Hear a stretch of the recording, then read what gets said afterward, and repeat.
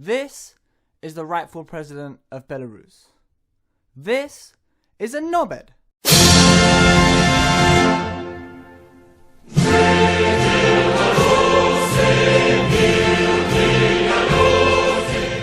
Yes, today guys, we are talking about Belarus. Now, Belarus is a country in Eastern Europe that shares its borders with Poland to the west, Lithuania and Latvia to the north, Russia to the east, and Ukraine to the south. Now, they had their first presidential election democratically in 1994.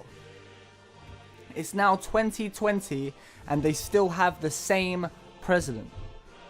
You might wonder why. You might think maybe everybody in this country just loves this guy.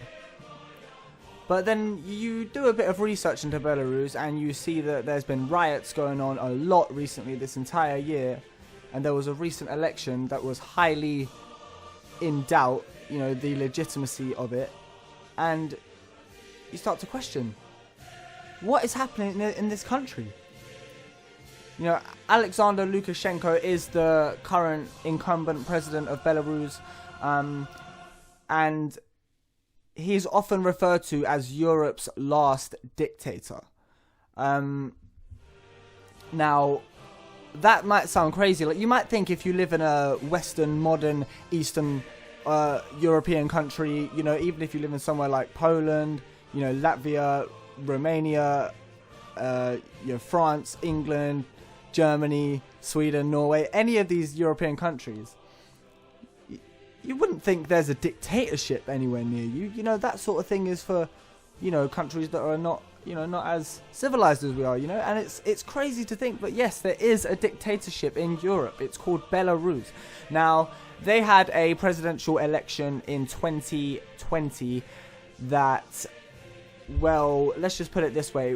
Running up to the election, 7 of the opposing candidates to the incumbent Alexander Lukashenko were imprisoned. I know. And so one of the people that was imprisoned, his wife, Svetlana Tikhanovskaya, she then took it upon herself to run for president also in her husband's name to fight for the cause, you know.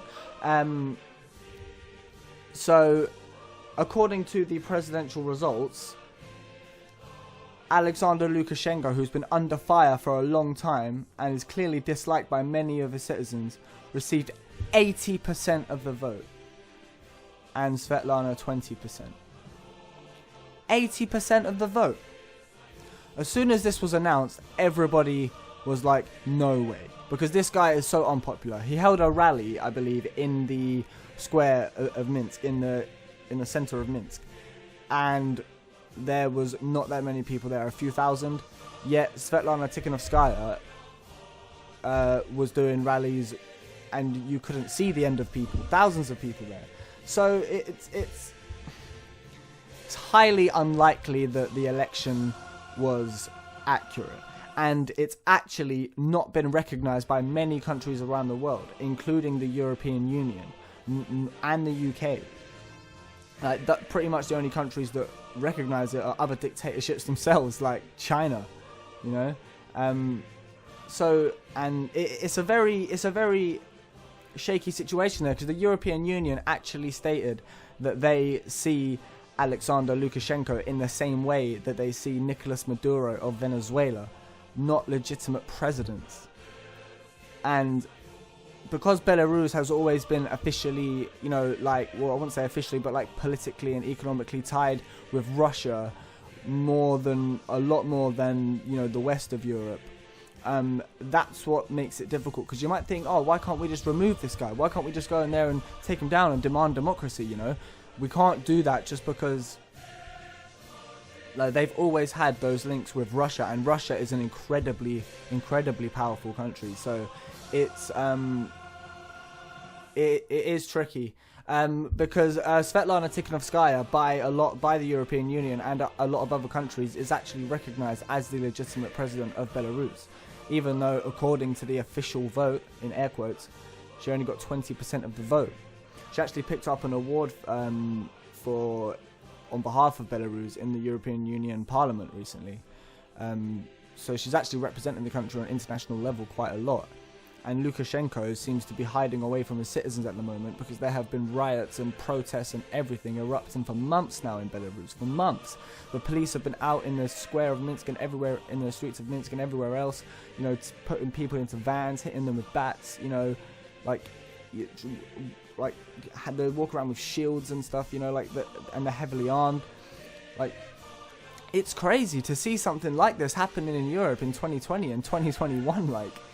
You know, this issue, you look at this country and the way it's run and you're like, surely this is a thing of the past.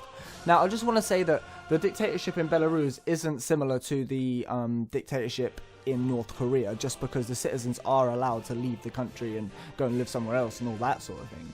It's just, they do have freedom, but it's just that the president refuses to release power.